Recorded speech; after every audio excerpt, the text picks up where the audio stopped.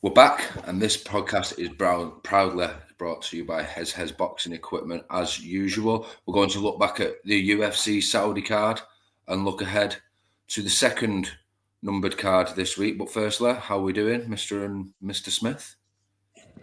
I'm good. How are you? How was Octagon? Octagon was good, boys. Yeah, I'm going to do a full review show with Patrick in a couple of days. The German scene is it's interesting. The bloke in the main event, Karim Engizek, he's a mad Dusseldorf fan. So when I went to the Dusseldorf game during the day, I asked a few of them. I said, "Are you going to be there?" And they said, "Yeah, of course they are." So a good few thousand ultras were there, and you could tell it was a pro football atmosphere in the stadium with all them in the arena with all them ultras, which was pretty cool. It was a good event, but we will chat about UFC Saudi first. We'll start with our boy in the co-main event. This was our main interest on the card. Michael Venom Page was taking on Sharon Magomedov, Mr. Bullet. Now, from my view, it was just like a very good tech sparring session with a few big shots every now and again, a spinning back fist or a heel hook or something like that. Bullet was just too scared to take a real chance to commit to anything because of MVP's elusiveness. I mean, we've said it loads of times over the years as UK MMA fans. There's three stances. There's orthodox Southpaw and there's Michael Venom Page.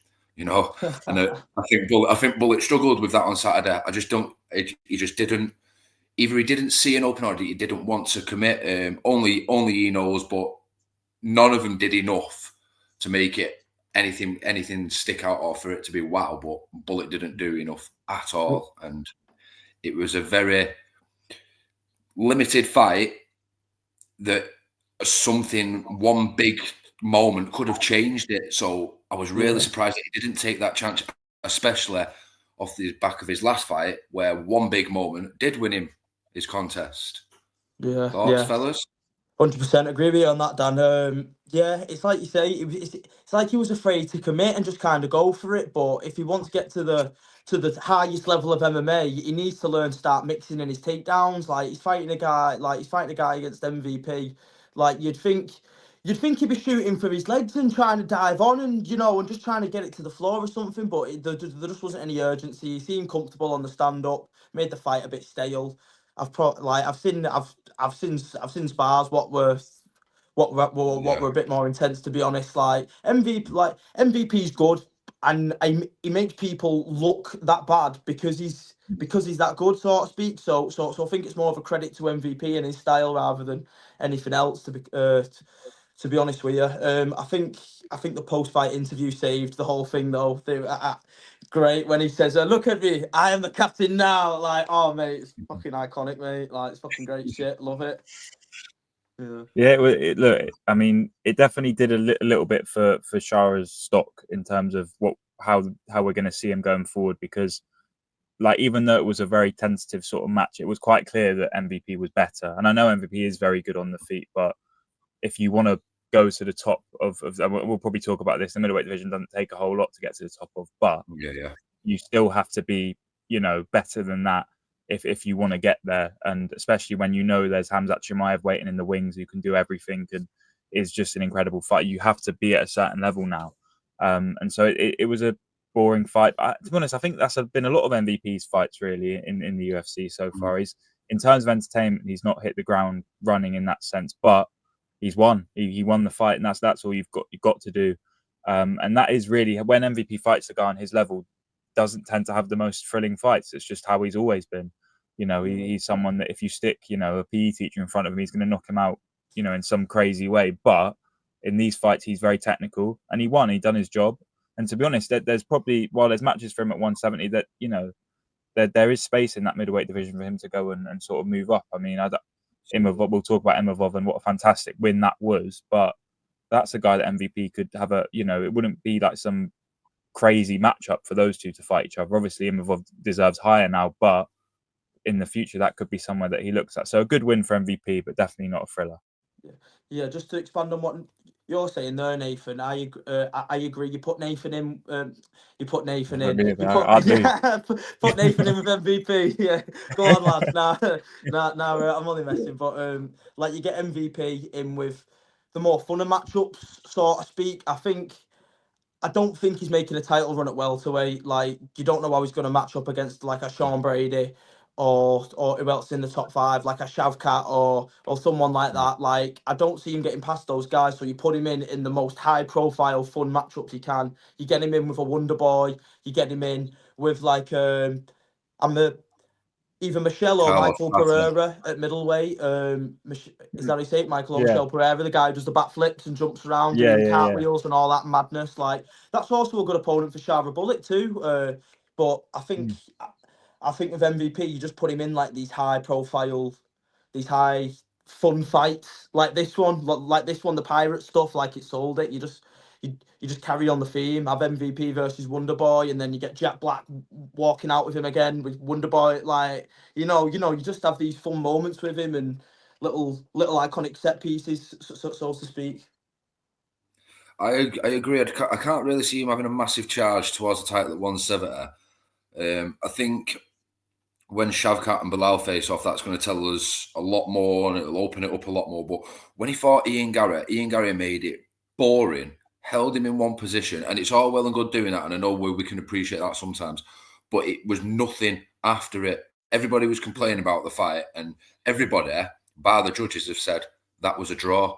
Now, it's not very often we get a draw between any two fighters in the UFC, but I'd probably would agree that I'd give that fight a round each, and then a split round, because there wasn't nothing much into it. And that was the similar thing on Saturday. One big moment could have changed it. Magomedov, you look at him on his last fight, the spinning back fist, you're thinking, oh, if he could produce something like that against a fella like MVP, then he could potentially have been involved in a matchup with Ivamov next. Yeah. You know, for the one, but he didn't capitalize on it. So now MVP's in a position where he could fight Imavov. Am I pronouncing it right? I'm still very tired, boys. Yeah. And we've got a running theme on this show now where we all butcher one name each a week at least. Yeah, man. Yeah. It's but getting that point now. Page versus Imamov, whatever. I think that's could be quite tasty. I think he's got a better chance of surging to, as you said, Nath, surging towards the title at 185, because in my opinion, since the changing of the guard with Adesanya and then Pereira moving up, it's gone a bit stale, this middweight division, and we've seen the middleweight division. Yeah. I think it's been. I think it's some of people's favourite divisions over the years, and especially mine with the likes of Michael Bisping and stuff like that. I just think it's a bit. I think the quality is dropping, especially when we've got a champion who's known as the best shit fighter in the world, and another guy that's only in title fights because of his fucking personality and his gob. Yeah, man. Yeah, and it's not even that entertaining. I mean, to be fair, I think middleweight is in a bit of a transition, because we all know Khamzat Chimaev is there and waiting and well, maybe not ready. That's probably why it's not happened yet. But he is there, and we know he's better than everyone in that division. So it is going through that sort of awkward transitional phase. Just one last thing on Michael Page. It's tough for me as like probably a bit more on the more casual side of things. Michael Page in these 15-minute fights that are a bit boring. It's just like I wish a part of me still wish he was in Bellator, because it's like Michael Venom. The best comparison I can give him, sorry to another wrestling one, I know I do that a fair few times, but it's a bit like Goldberg. You want to see him just batter someone. You don't care who he's facing. You want to see him do the spear, do the jackhammer, and be done with it. Michael Venom Page's whole thing was how he'd just knock people out, just in the most crazy way, and then do a celebration. Arsenal, yeah. But we're seeing a more technical side of it now. But it's just, I sometimes wish that, instead of putting him up against, good fighters, we go back to put him up against, maybe not me, but like, put him up against someone with the same, he fought like a librarian in Bellator. More of that, please, But in the UFC, unfortunately, I think this is what we're going to get from MVP. It's going to be these very technical 15-minute decision fights. Yeah. And that's the worst thing about that with the matchup on the weekend. We thought it might have a little bit of fire. There might be a big moment here or there.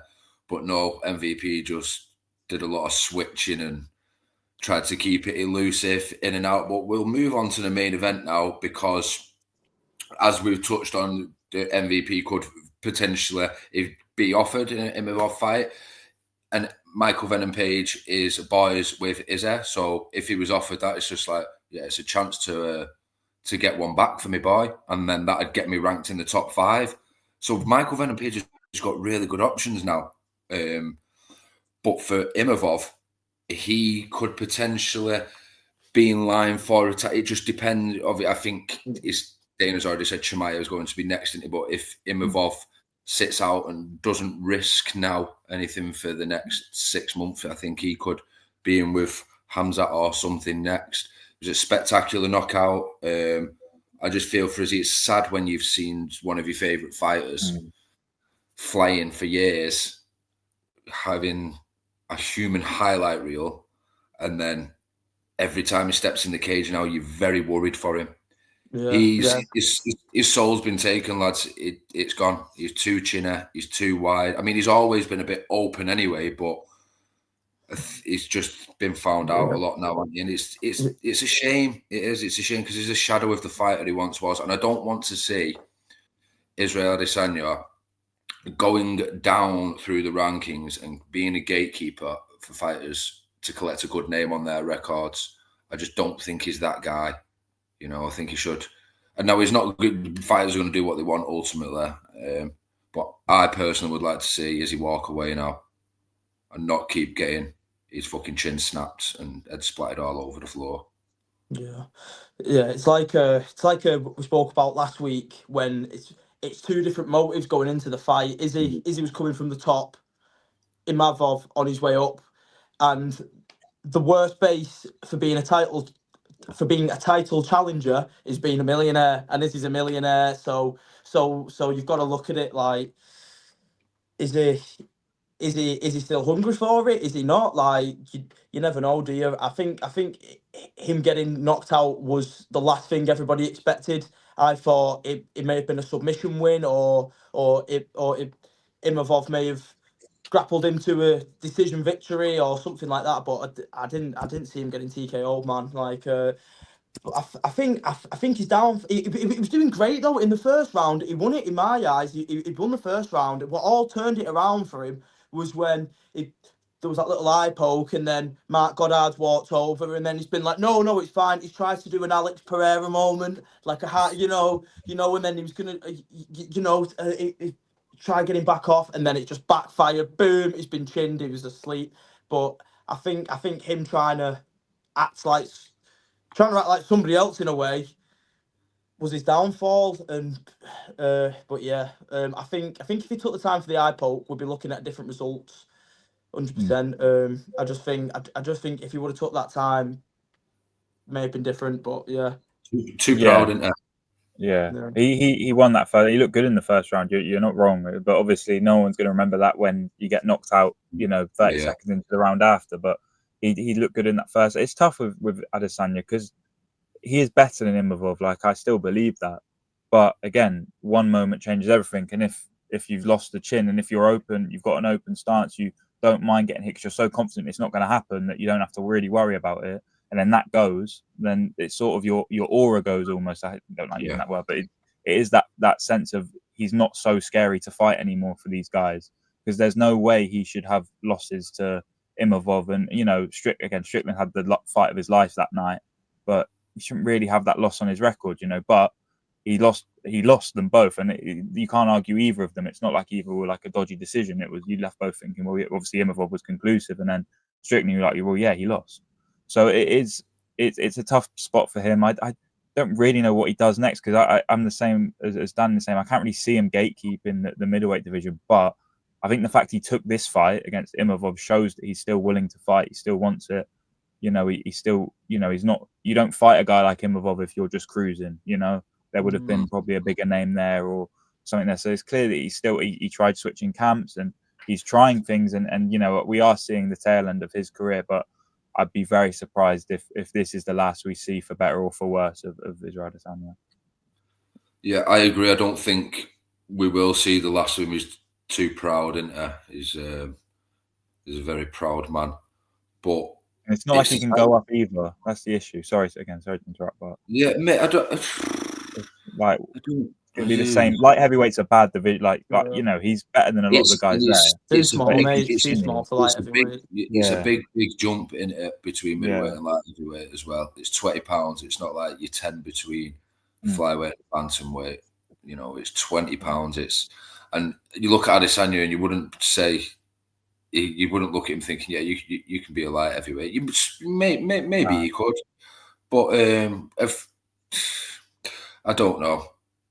I don't know what I would just want him to walk away from the sport, really, because if that's going to keep happening, and I think it's odds on to. I think we was all a bit ignorant of that in the build up, and a lot of people have been, because it's bias, it's favouritism, isn't it? At the end of the day, you don't want that to happen to Izzy, so you ignore that, you block it, you block that scenario out of your mind, and now we're sat here discussing if this is the end of Israel Adesanya. And it's a shame, man, because he was at the top of the tree a few years ago. He was it won't be anymore, but up until the other night, he was still in the top 3 highest earners in the UFC, weren't he? Yeah. So, I mean, but I suppose it's also contractual as well. If he's still got, you know, time on that contract, and I assume out of none of the UFC guys are particularly paid well, but I assume he's one of the better paid ones, as you say. So he's gonna be offered fight. I mean, I was just sort of looking at middleweights, and he's just not really in any attractive. You know, there's guys he can easily beat on there, but you're gonna look at it. You know, is he going to get not fed to, but is he going to be fighting against Caio Barrayo? Yeah. Is it going to be? I was just looking at that. Funny you mentioned that. Is it going to be Hernandez? I think one that would stick out for him. Maybe. I think one that would stick out for him, if Strickland loses on Saturday, I think is he a call for that straight away? You'd say, right, that's it. Come on, make it. I agree. That's the one. With that, I know how our last fight ended, but I'd be a little bit less worried for Izzy going into the second Strickland fight. Yeah, I would. I'd be a lot less worried for him. Yeah, that's it. I mean, maybe you give him to Bo Nickel and let him, you know, see if Bo Nickel's really got it. You know, now let's not mess around with this Paul Craig nonsense. That'd be interesting for Bob. That would be interesting for Bob. Yeah, because if they're so bullish about Bo Nickel, just give him Adesanya then. You know, I mean, let's really see what you're about. You know, because I mean, he's not. I mean, obviously that's probably a bit further down the line, but that Strickland one makes a whole lot of sense. And again, you don't have to worry about him. I mean, if he gets knocked out by Sean Strickland, call it off. Do you know what I mean? Just, you know, time to kill it off. You know, there's no one, you know, because I mean, he's not done that to any middleweight fight. So if he does it to, he has, but you know, not really anyone in that top 10. So we'll see. But I think, he's not going anywhere. But hopefully they don't just sort of have him in that sort of Tony Ferguson role. I don't think he's gone past that point yet either, because he did look good in that first round. Yeah. Absolutely. Anything else that stuck out on the card for you, lads? Because I was in Germany, so I was sort of watching it on the laptop and concentrating on everything else as well. So, Nurmagomedov, how did that fight play out? They're very tired. Vinicius Oliveira just pretty much kind of suffocated him with the body locks and getting little trips and takedowns and stuff like that. Just kind of smothered him for the most part. I think Saeed Nurmagomedov was going for maybe one too many spinning attacks for my liking. But I know that's when Vinicius was just kind of grabbing hold of him and just kind of not really too much. Bad times to be a Nurmagomedov. Bad times for that. Bad times people with that last name. We had Umar losing the other week. What else? You had Usman Nurmagomedov. Usman's been found out off the Irish. Usman's been found out off the Irish, and then Saeed this week. It's not going well for the Dagestani team. Usman did win. At least Usman did win, but the I mean, that was I found that fight. I mean, they were just they left it all out there, to be fair, and it's not the worst loss for Saeed in the world.